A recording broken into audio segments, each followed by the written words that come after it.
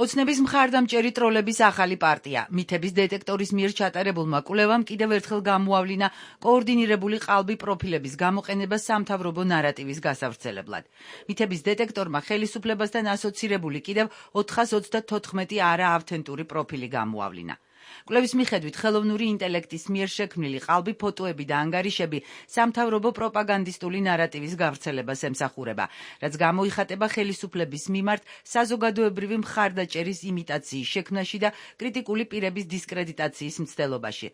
ხშირად ყალბი ანგარიშის პროპაგანდისტულ გზავნილებს სახელისუფლებო მედია კოორდინირებულად ციტირებს. მითების დეტექტორის ინფორმაციით ხელოვნური ინტელექტით გენერირებული ყალბი ანგარიშების იდენტიფიცირება ვიზუალური დაკვირვებითაც არის შესაძლებელი. ხშირად გვხვდება ანატომიური უზუსტობები, არაბუნებრივი ფორმები და ცდომილება საკულტო ნაგებობებსა და წარწერებში. სხვადასხვა სახელით შექმნილ ანგარიშებს ზოგ შემთხვევაში ზუსტად იდენტური პროფილის ფოტოები აქვთ.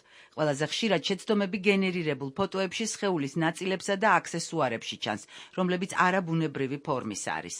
მითების დეტექტორმა ხელოვნური ინტელექტის მიერ გენერირებული პროფილების კოორდინირებული აქტივობის მსგავსი შემთხვევა 13 აგვისტოსაც გამოავლინა, სადაც 230 ყალბი ანგარიში გამოააშკარავა.